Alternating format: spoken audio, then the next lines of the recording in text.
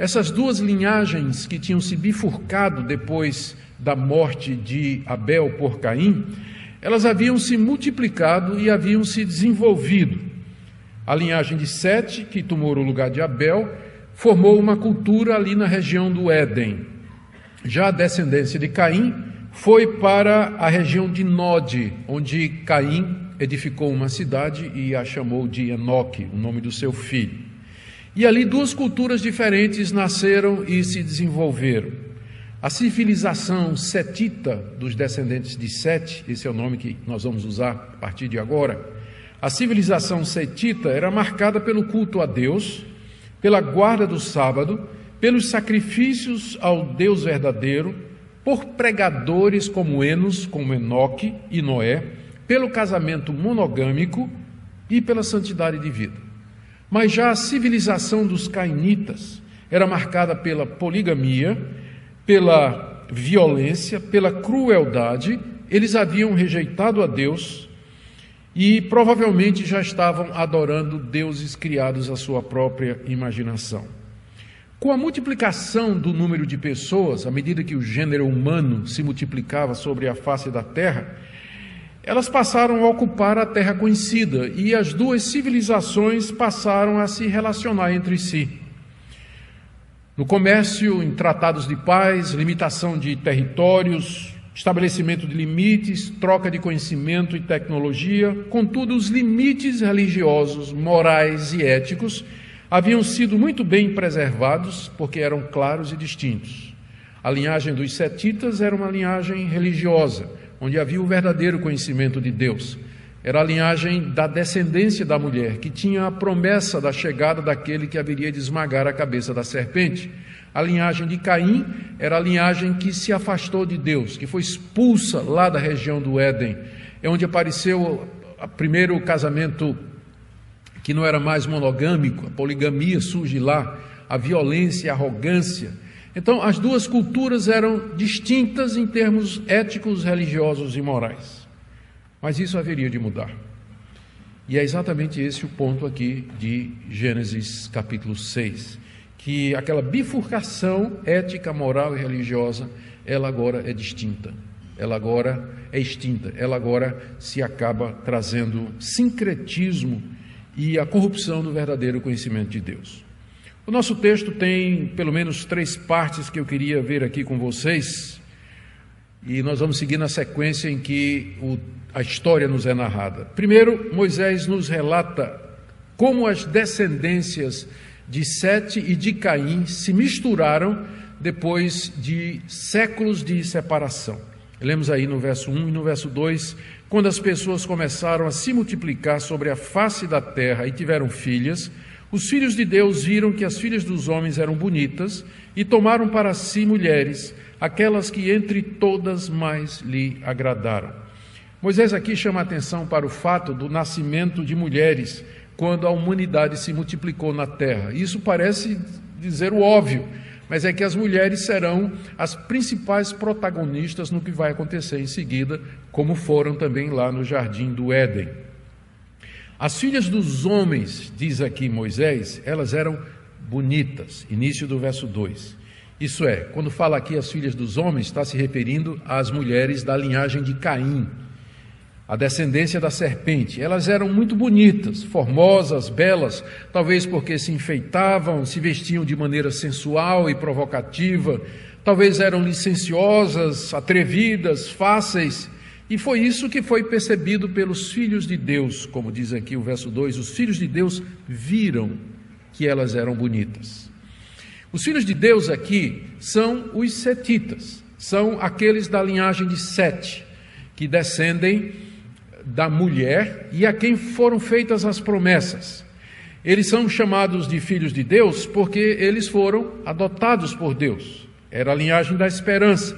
Lucas, séculos depois, ao escrever o seu evangelho e narrar a genealogia de Jesus, ele chama essa linhagem de a linhagem dos filhos de Deus, porque ele diz assim, Lucas 3, 36 a 38, Noé era filho de Lameque, que era filho de Metusalém, de Enoque, de Jared, de Maalalel, filho de Cainã, filho de Enos, filho de Sete, filho de Adão e filho de Deus. Então, ele estabelece uma linhagem direta entre os filhos de Sete e o próprio Deus, por isso que aqui eles são chamados de filhos de Deus. E também essa expressão, filhos de Deus, faz o contraste com a linhagem de Caim, a linhagem da serpente, que é chamada aqui de filhos dos homens. Por quê? Porque o homem era exaltado ali, porque o homem era o centro de todas as coisas, e era uma linhagem onde a expressão da natureza humana decaída se fazia ver de maneira mais clara. Portanto, a expressão filhos de Deus aqui não deve ser entendida como uma referência a anjos, como alguns estudiosos fazem.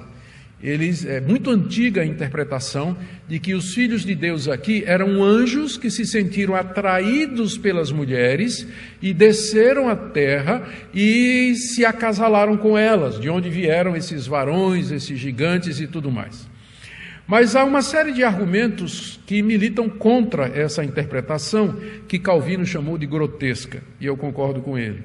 Primeiro, o contexto fala da linha histórica de desenvolvimento das duas linhagens. É isso que a gente está vendo, desde o capítulo 3 até agora.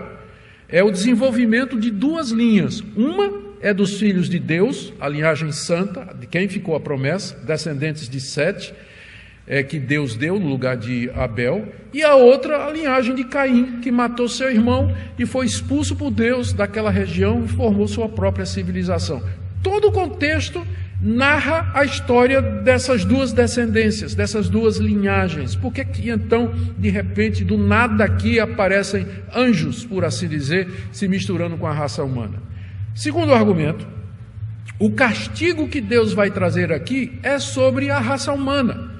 Se filhos de Deus são anjos, por que só os homens vão ser castigados aqui? Não há castigo para anjo aqui. Portanto, não faz sentido pensar que anjos aqui são filhos de Deus.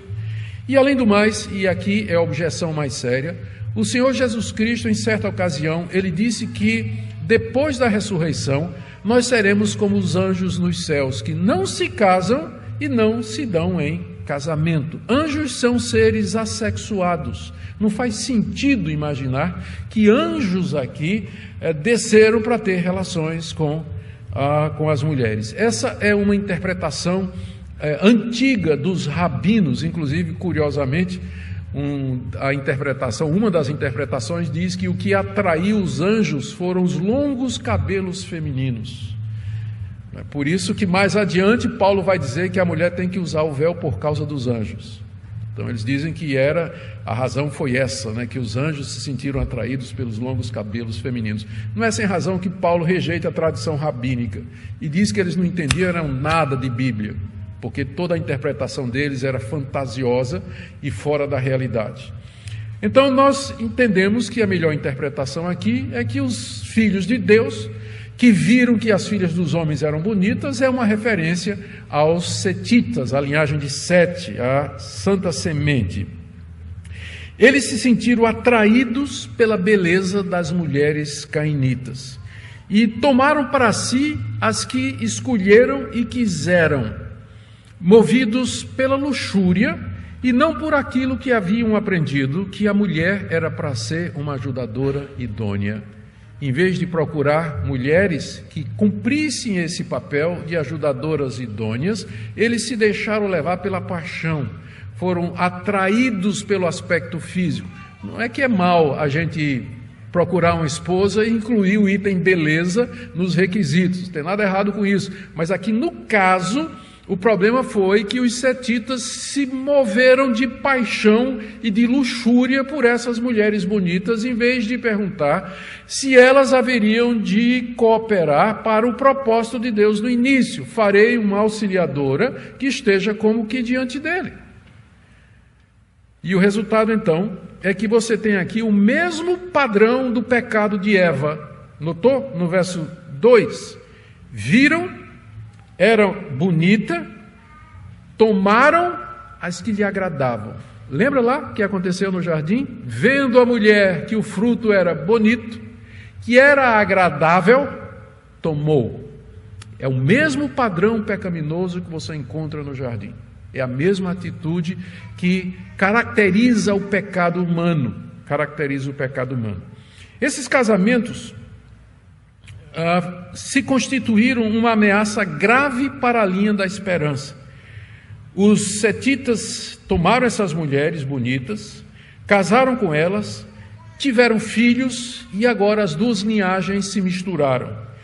O risco é que essas cainitas, elas eram religiosas, elas tinham seus deuses, elas tinham a sua visão de mundo, e eram elas que iriam criar os filhos desse casamento, eram elas que iriam corromper o coração dos setitas e instruir os filhos no caminho não de Sete, não no caminho da verdade, no caminho de Deus, mas no caminho de Caim, trazendo assim essa influência maligna. É um engano pensar que